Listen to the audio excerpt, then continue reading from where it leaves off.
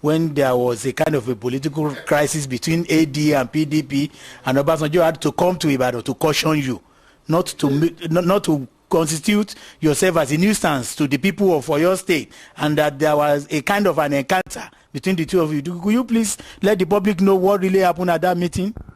What really happened? It was a very interesting story. Well, Ladoja wanted to erect his own billboard at the roundabout of the secretariat in Oyo State, and he telephoned me, Babami, I want you to come and commission this thing. We went there, and I told your boys, all these reporters, I said, well, this is Lamadeshina's billboard. We are erecting this today. They should not touch it, because this has been there since year 2000, and we are erecting this now in the year 2003. One Lamadeshina and his supporter not to touch it. If they touch it, there's going to be crisis. Well, 6 days after, Ladoja phoned me. He said they have removed his signboard. Then I sent all my boys out throughout Oyo State that they should remove everything belonging to Lamadeshina. If they see Oyo State fake, they should seize it. They should seize it. I said they should seize it. They should not allow them to move freely. Then the lamb went to Abuja, and the president phoned that he will be coming to Ibadan. He will be coming to Ibadan, that we should meet him at the presidential lodge at the airport in Ibadan. Well, about Obasanjo himself, the head of state, Lamadeshina, the governor of Oyo State, our leader, Chibode George, Baba Alayande, they were expecting me. I came late.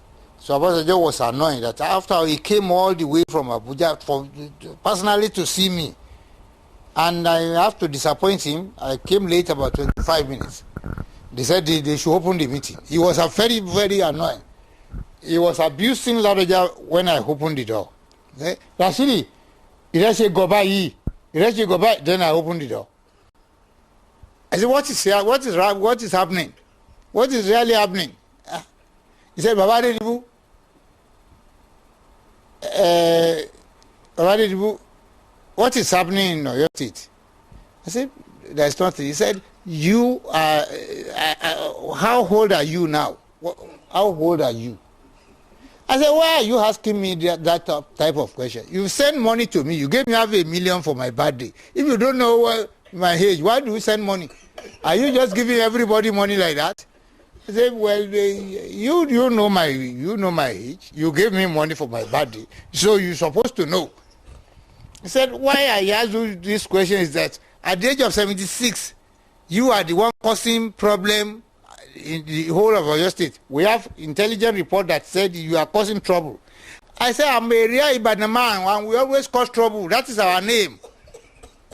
So by telling me that I'm causing trouble, it means you are saying that I am not a bastard. I am a real Ibadan man. We are born to cause trouble. He said, at the age of 76, I said, well, it doesn't matter. You are repeating my age when you say you don't know now. They said you are the one removing billboard. I said, I'm even doing more than that. Not only the billboard, I'm even attacking the vehicle of the... He said, why are you doing that? I said, we don't want this man there. This is the man we want. And that is all.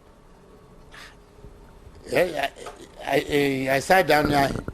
He said, what legacy do you want to leave behind? That's President Obasanjo. Yes, Obasanjo asked me. He said, what legacy do you want to leave behind at the age of 76 that you are causing trouble? I said, well, you came to Mako last time to address rally. It was more than myself, Chivakilo were there, Adwikile were there. You never mentioned their name. More than 9 times you were repeating my name. Chivadedibu, Odowo. You never mentioned other names. I said, why? That is one of the legacy. The other legacy is that They told you I'm causing trouble, and that is why you are here. That Adedibu is causing trouble, and you are here. The president of the country is a legacy. So I'll be causing trouble and call you to be here. So he started to laugh that I have never come across this type of life. I said, that is a legacy. Sufficient for me to live upon as a legacy. You are here now. You are sitting down near me. And what you come for is that because I'm causing trouble. Adedibu is causing trouble. Let's go to Oyo State. Is that not a legacy?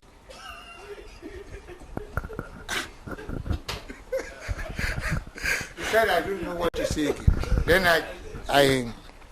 I took my hand into my pocket and brought out a letter written by one section of Oyo State, because we have molested them so much. They have to apologize for removing that billboard. Then I told Obasanjo, I said, look, this is the letter they wrote. They have apologized to us.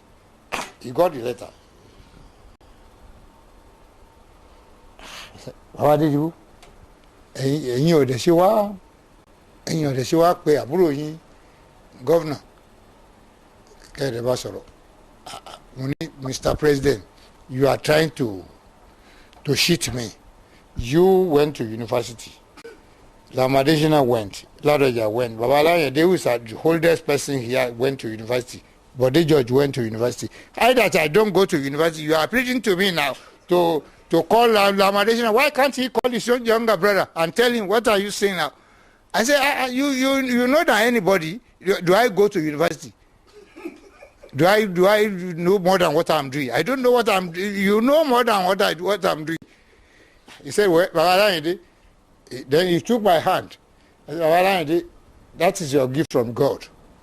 I can't say more. That is Ibadan. Then they said, Lamidi, you are my son. And you know the years have been nursing you, putting you in my mind, doing everything you want. Why do you go around secretariat and be shooting gun? I said, because we want to take the government from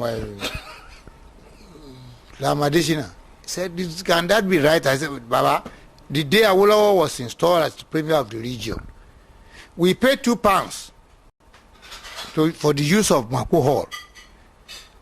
The NCNC was in control. Adedibu was the chairman of the council. They issued the permit to us.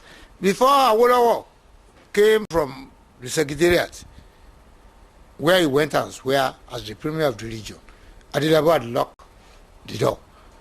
When I was forcing the door open, you were standing with me, Baba, and they said, yeah, it is true, I was with you. Well, then Obasanjo said, what, Baba, what do you want us to say again?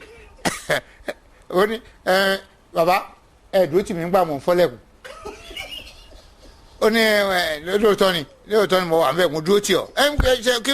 what is different now? What is,